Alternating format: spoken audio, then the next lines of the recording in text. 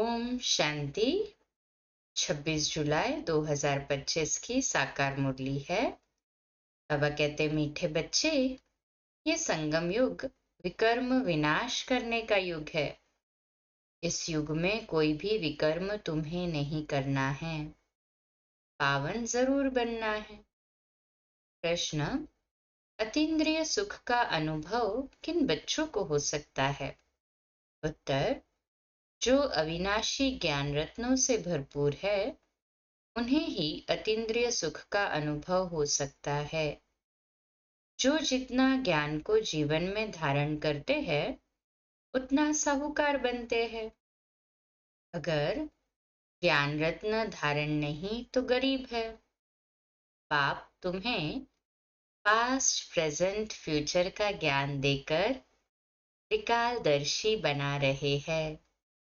गीत है ओम नमो शिवाय। Om Shanti. Past so present चल रहा है, फिर ये जो प्रेजेंट है वो पास्ट हो जाएगा। ये गायन करते हैं पास्ट का। अभी तुम पुरुषोत्तम संगम युग पर हो। पुरुषोत्तम अक्षर जरूर डालना चाहिए। तुम प्रेजेंट देख रहे हो। जो पास्ट का गायन है वह अब प्रैक्टिकल हो रहा है। इसमें कोई संशय नहीं लाना चाहिए। बच्चे जानते हैं संगम युग भी है, कलयुग का अंत भी है। बरोबर संगम युग 5000 वर्ष पहले पास्ट हो गया है। अब फिर प्रेजेंट है। अब बाप आए हैं, फ्यूचर भी वही होगा जो पास्ट हो गया। बाप राजयोग सिखला रहे हैं, फिर सतयुग में राज्य पाएंगे। अभी है संगम युग। ये बात तुम बच्चों के सिवाय कोई भी नहीं जानते। तुम प्रैक्टिकल में राजयोग सीख रहे हो। यह है अति सहज। जो भी छोटे अथवा बड़े बच्चे हैं सबको एक मुख्य बात जरूर समझानी है कि बाप को याद करो तो विकर्म विनाश होंगे। जबकि विकर्म विनाश होने का समय है तो ऐसा कौन होगा जो फिर विकर्म करेगा? परंतु माया विकर्म करा देती है। समझते हैं चमाट लग गई, हमसे ये कड़ी भूल हो गई। जबकि बाप को बुलाते हैं कि हे पतित पावन आओ। अब बाप आया है पावन बनाने, तो पावन बनना चाहिए ना। ईश्वर का बनकर फिर पतित नहीं बनना चाहिए। सतयुग में सब पवित्र थे, ये भारत ही पावन था। गाते भी है वाइसलेस वर्ल्ड और विशियस वर्ल्ड। वह संपूर्ण निर्विकारी, हम विकारी है क्योंकि हम विकार में जाते हैं। विकार नाम ही विशियस का है। पतित ही बुलाते हैं आकर पावन बनाओ, क्रोधी नहीं बुलाते। बाप भी फिर ड्रामा प्लान अनुसार आते हैं। जरा भी फर्क नहीं पड़ सकता। जो पास्ट हुआ सो भी प्रेजेंट हो रहा है। पास्ट प्रेजेंट फ्यूचर को जानना उनको ही त्रिकालदर्शी कहा जाता है। ये याद रखना पड़े। याद है ना? है हाँ जी बाबा। ये बड़ी मेहनत की बातें हैं, घड़ी घड़ी भूल जाते हैं। नहीं तो तुम बच्चों को कितना अतीन्द्रिय सुख रहना चाहिए। तुम यहाँ अविनाशी ज्ञान धन से बहुत बहुत साहूकार बन रहे हो। जितनी जिसकी धारणा है वो बहुत साहूकार बन रहे हैं, परंतु नई दुनिया के लिए। तुम जानते हो हम जो कुछ करते हैं सो फॉर फ्यूचर नई दुनिया के लिए। बाप आए ही है नई दुनिया की स्थापना करने, पुरानी दुनिया का विनाश करने। हूबहू कल पहले मिसल ही होगा। तुम बच्चे भी देखेंगे नेचुरल कैलेमिटीज भी होनी है। अर्थक्वेक हुई और खत्म। भारत में कितनी अर्थक्वेक होगी? हम तो कहते हैं ये तो होना ही है, कल्प पहले भी हुआ है। तब तो कहते हैं सोनी द्वारका नीचे चली गई है। बच्चों को ये अच्छी रीति बुद्धि में बिठाना चाहिए कि हमने 5,000 वर्ष पहले भी ये नॉलेज ली थी। इसमें जरा भी फर्क नहीं। बाबा 5,000 वर्ष पहले भी हमने आपसे वर्षा लिया था। हमने अनेक बार आपसे वर्षा लिया है, उनकी गिनती नहीं हो सकती। कितने बार तुम विश्व के मालिक बनते हो, फिर फकीर बनते हो। इस समय भारत पूरा फकीर है। तुम लिखते भी हो ड्रामा प्लान अनुसार। वह ड्रामा अक्षर नहीं कहते। उनको तो इस बात का ज्ञान या समझ ही नहीं है ना। उनका प्लान ही अपना है। तुम कहते हो ड्रामा के प्लान अनुसार हम फिर से स्थापना कर रहे हैं 5,000 वर्ष पहले मुआफिक। कल पहले जो कर्तव्य किया था सो अब भी श्रीमत द्वारा करते हैं। श्रीमत द्वारा ही शक्ति लेते हैं। शिव शक्ति नाम भी है ना। तो तुम शिव शक्तियां देवियां हो जिनका मंदिर में पूजन होता है। तुम ही देवियां हो जो फिर विश्व का राज्य पाती हो। जगत अम्बा को देखो कितनी पूजा है, अनेक नाम रख दिए हैं। है तो एक ही। जैसे बाप भी एक ही शिव है। तुम भी विश्व को स्वर्ग बनाते हो तो तुम्हारी पूजा होती है। अनेक देवियां हैं। लक्ष्मी की कितनी पूजा करते हैं। दीपमाला के दिन महालक्ष्मी की पूजा करते हैं। वह हुई हेड। महाराजा महारानी मिलाकर महालक्ष्मी कह देते हैं। उसमें दोनों आ जाते हैं। जैसे हम विष्णु कहते हैं तो लक्ष्मी नारायण दोनों आ जाते, वैसे महालक्ष्मी में भी दोनों आ जाते। हम भी महालक्ष्मी की पूजा करते थे। ब्रह्मा बाबा अपना अनुभव सुना रहे हैं। धन वृद्धि को पाया तो समझे महालक्ष्मी की कृपा हुई। बस हर वर्ष पूजा करते हैं। अच्छा, उनसे धन मांगते हैं। देवी से क्या मांगते? देवी से क्या मांगे? तुम संगम योगी देवियां स्वर्ग का वरदान देने वाली हो। मनुष्यों को ये पता नहीं है कि देवियों से स्वर्ग की सब कामनाएं पूरी होती है। तुम देवियां हो ना। मनुष्यों को ज्ञान दान करती हो जिससे सब कामनाएं पूर्ण कर देती हो। बीमारी आदि होगी तो देवियों को कहेंगे ठीक करो, रक्षा करो। अनेक प्रकार की देवियां हैं। तुम हो संगम युग की शिव शक्ति देवियां। तुम ही स्वर्ग का वरदान देती हो। बाप भी देते हैं, बच्चे भी देते हैं। महालक्ष्मी दिखाते हैं। नारायण को गुप्त कर देते हैं। बाप तुम बच्चों का कितना प्रभाव बढ़ाता है। देवियां 21 जन्म के लिए सुख की सब कामनाएं पूरी करती है। लक्ष्मी से धन मांगते हैं। धन के लिए ही मनुष्य अच्छा धंधा आदि करते हैं। तुमको तो बाप आकर सारे विश्व का मालिक बनाते हैं, अतः धन देते हैं। श्री लक्ष्मी नारायण विश्व के मालिक थे, अभी कंगाल है। तुम बच्चे जानते हो राजाई की फिर कैसे धीरे धीरे उतरती कला होती है। न जन्म लेते लेते कला कम होते होते अभी देखो कैसी हालत आकर हुई है। ये भी नई बात नहीं। हर 5,000 वर्ष बाद चक्र फिरता रहता है। अभी भारत कितना कंगाल है। रावण राज्य है। कितना ऊंच नंबर 1 था, अभी लास्ट नंबर है। लास्ट में न आए तो नंबर 1 में कैसे जाए?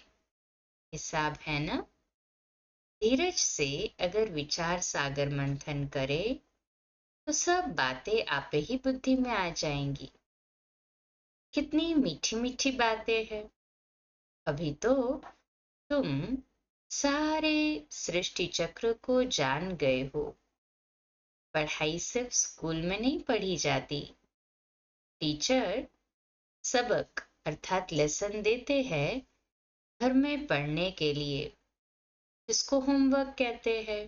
तो घर में पढ़ने के लिए होमवर्क दिया जाता है, तो बाबा उसका आज बात कर रहे हैं कि बाप भी तुमको घर के लिए पढ़ाई देते हैं। दिन में भल धंधा आदि भी करो, शरीर निर्वाह तो करना है ही। अमृत वेले तो सबको फुर्सत रहती है। सवेरे सवेरे 2-3 बजे का टाइम बहुत अच्छा है। उस समय उठकर बाप को प्यार से याद करो। बाकी इन विकारों से ही, बाकी बाबा कहते हैं बाकी ये जो विकार थे, 5 विकार, इन विकारों ने ही तुम्हें आदि मध्य अंत दुखी किया है। रावण को जलाते हैं, परंतु इसका भी अर्थ कुछ नहीं जानते। बस सिर्फ परंपरा से रावण को जलाने की रस्म चली आई है। रामानुसार ये भी नोंद है, रावण को मारते आए हैं, परंतु रावण मरता ही नहीं। अभी तुम बच्चे जानते हो ये रावण को जलाना बंद कब होगा। तुम अभी सच्ची सच्ची सत्यनारायण की कथा सुनते हो। तुम जानते हो कि हमको अभी बाप से वर्षा मिलता है। बाप को न जानने कारण ही सब निधन के हैं। बाप जो भारत को स्वर्ग बनाते हैं उनको भी नहीं जानते हैं। ये भी ड्रामा में नोंद है। सीढ़ी उतरते तमो प्रधान बने तब तो फिर बाप आए, परंतु अपने को तमो प्रधान समझते थोड़ी ही है। बाप कहते हैं इस समय सारा झाड़ जर्जरीभूत अवस्था को पाया है, एक भी सतो प्रधान नहीं। सतो प्रधान होते ही है शांति धाम और सुख धाम में। अभी है दुख धाम, तो सभी तमो प्रधान है। बाप ही आकर तुम बच्चों को अज्ञान नींद से जगाते हैं। तुम फिर औरों को जगाते हो, जगते रहते हैं। जैसे मनुष्य मरते हैं तो उनका दीवा जलाते हैं कि रोशनी में आ जाए। अब ये है घोर अंधियारा। आत्माएं वापस अपने घर जा न सके। भल दिल होती है दुख से छूटे, परंतु एक भी छूट नहीं सकता। जिन बच्चों को पुरुषोत्तम संगम युग की स्मृति रहती है, वह ज्ञान रत्नों का दान करने बिना रह नहीं सकते। जैसे मनुष्य पुरुषोत्तम मास में बहुत दान पुण्य करते हैं, ऐसे इस पुरुषोत्तम संगम युग में तुम्हें ज्ञान रत्नों का दान करना है। ये भी समझते हो स्वयं परमपिता परमात्मा पढ़ा रहे हैं, श्री कृष्ण की बात नहीं। श्री कृष्ण तो है ही सतयुग का पहला प्रिंस, फिर तो वो पुनर्जन्म लेते आते हैं। बाबा ने पास्ट प्रेजेंट फ्यूचर का भी राज समझाया है। तुम त्रिकालदर्शी बनते हो, और कोई त्रिकालदर्शी बना नहीं सकते सिवाय बाप के। सृष्टि के आदि मध्य अंत का ज्ञान बाप को ही है। उनको ही ज्ञान का सागर कहा जाता है। ऊंचते ऊंच भगवान ही गाया है, वही रचता है। हेवनली गॉड फादर अक्षर बड़ा क्लियर है, हेवन स्थापन करने वाला। शिव जयंती भी मनाते हैं, परंतु वह कब आए क्या किया ये कुछ भी नहीं जानते। जयंती के अर्थ का भी पता नहीं तो फिर मनाकर क्या करेंगे। ये भी ड्रामा में सब है। इस समय ही तुम बच्चे ड्रामा के आदि मध्य अंत को जानते हो, फिर कब नहीं। फिर जब बाबा आएगा तभी जानेंगे। अभी तुमको स्मृति आई है, ये 84 का चक्र कैसे फिरता है, भक्ति मार्ग में क्या है, उनसे तो कुछ भी मिलता नहीं। कितने भक्त लोग भीड़ में धक्का खाने जाते हैं, बाबा ने तुमको उनसे छुड़ा दिया। अब तुम जानते हो हम श्रीमत पर फिर से भारत को श्रेष्ठ बना रहे हैं। श्रीमत से ही श्रेष्ठ बनते हैं।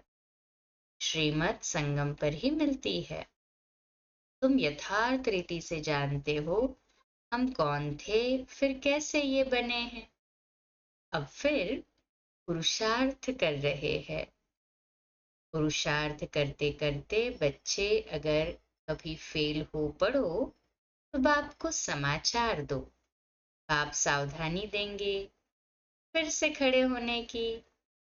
कभी भी फेलियर हो बैठ नहीं जाना है, फिर से खड़े हो जाओ, दवाई कर लो, सर्जन तो बैठा है ना। बाबा समझाते हैं 5 मंजिल से गिरने और 2 मंजिल से गिरने का फर्क कितना है। काम विकार है 5 मंजिल, इसलिए बाबा ने कहा है काम महाशत्रु है। उसने तुमको पतित बनाया है, अब पावन बनो। पतित पावन बाप ही आकर पावन बनाते हैं। जरूर संगम पर बनाएंगे। कलयुग अंत और सतयुग आदि का ये संगम है। बच्चे जानते हैं बाप अभी कलम लगा रहे हैं, फिर पूरा झाड़ यहाँ बढ़ेगा। ब्राह्मणों का झाड़ बढ़ेगा, फिर सूर्यवंशी चंद्रवंशी में जाकर सुख भोगेंगे। इतना सहज समझाया जाता है। अच्छा, मुरली नहीं मिलती है तो बाप को याद करो। ये बुद्धि में पक्का करो कि शिव बाबा ब्रह्मा तन से हमको कहते हैं कि मुझे याद करो तो विष्णु के घराने में चले जाएंगे। सारा मदार पुरुषार्थ पर है। कल्प कल्प जो पुरुषार्थ किया है हूबहू वही चलेगा। आधा कल्प देह अभिमानी बने हो, अब देही अभिमानी बनने का पूरा पुरुषार्थ करो। इसमें है मेहनत। पढ़ाई तो सहज है, मुख्य है पावन बनने की बात। पाप को भूलना ये तो बड़ी भूल है। देह अभिमान में आने से ही भूलते हो। शरीर निर्वात धंधा आदि भल 8 घंटा करो, बाकी 8 घंटा याद में रहने के लिए पुरुषार्थ करना है। वह अवस्था जल्दी नहीं होगी। अंत में जब ये अवस्था होगी तब विनाश होगा। कर्मातीत अवस्था हुई तो फिर यह शरीर ठहर नहीं सकेगा, छूट जाएगा, क्योंकि आत्मा पवित्र बन गई ना। जब नंबरवार कर्मातीत अवस्था हो जाएगी तब लड़ाई शुरू होगी। तब तक रिहर्सल होती रहेगी। अच्छा, मीठे मीठे सिखिलते बच्चों प्रति माता पिता बाप दादा का याद प्यार और गुड मॉर्निंग। रूहानी बाप के रूहानी बच्चों को नमस्ते। रूहानी बच्चों की रूहानी बाप दादा को याद प्यार गुड मॉर्निंग और नमस्ते। वाह बाबा वाह, शुक्रिया बाबा शुक्रिया। धारणा के लिए मुख्य सार है। पहली पॉइंट, इस पुरुषोत्तम मास में अविनाशी ज्ञान रत्नों का दान करना है। अमृत वेले उठ विचार सागर मंथन करना है। श्रीमत पर शरीर निर्वाह करते हुए बाप ने जो होमवर्क दिया है वह भी जरूर करना है। पुरुषार्थ में कभी रुकावट आए तो बाप को समाचार देकर श्रीमत लेनी है। सर्जन को सब सुनाना है। विकर्म विनाश करने के समय कोई भी विकर्म नहीं करना है। आज का मीठा वरदान, अखंड योग की विधि द्वारा अखंड पूज्य बनने वाली श्रेष्ठ महान आत्मा भव। आज का सोमान, मैं श्रेष्ठ महान आत्मा हूँ। विश्लेषण, आजकल जो महान आत्माएं कहलाती है उन्हों के नाम अखंडानंद आदि रखते हैं, लेकिन सब में अखंड स्वरूप तो आप हो। आनंद में भी अखंड, सुख में भी अखंड। सिर्फ संग दोष में न आओ। दूसरों के अवगुण को देखते सुनते डोंट केयर करो तो इस विशेषता से अखंड योगी बन जाएंगे। जो अखंड योगी है वही अखंड पूज्य बनते हैं। तो आप ऐसी महान आत्माएं हो जो आधा कल्प स्वयं पूज्य स्वरूप में रहती हो और आधा कल्प आपके जड़ चित्रों का पूजन होता है। स्लोगन है, दिव्य बुद्धि ही साइलेंस की शक्ति का आधार है। अव्यक्त इशारा संकल्पों की शक्ति जमा कर श्रेष्ठ सेवा के निमित्त बनने का, जो अपनी सूक्ष्म शक्तियों अर्थात मन बुद्धि को हैंडल कर सकता है, वह दूसरों को भी हैंडल कर सकता है। इसलिए स्व के ऊपर कंट्रोलिंग पावर, रूलिंग पावर हो तो यही यथार्थ हैंडलिंग पावर बन जाती है। चाहे अज्ञानी आत्माओं को सेवा द्वारा हैंडल करो, चाहे ब्राह्मण परिवार में स्नेह संपन्न, संतुष्टता संपन्न व्यवहार करो, दोनों में सफल हो जाएंगे। अच्छा, आज का होमवर्क है 5वें दिन का गुण। सदा यही स्मृति में रहे कि मैं परमात्मा लव में लवलीन रहने वाली आत्मा हूँ। शक्ति, मैं सर्वश्रेष्ठ भाग्यवान आत्मा हूँ, परमात्मा प्यार के अधिकारी हूँ। सदा इसी नशे में रहे अविनाशी प्राप्ति और प्रभु पालना का अनुभव कर रही। मुझ आत्मा से स्नेह की शक्ति के प्रकंपन चारों तरफ फैल रहे हैं। अच्छा, कम बोलो, धीरे बोलो, मीठा बोलो, सत्य बोलो, सोच समझकर बोलो। निमित्त भाव, निर्माण भाव, निर्मल वाणी। आज का नया दिन आप सभी को मुबारक हो, मुबारक हो, मुबारक हो। शुभ दिवस। ओम शांति।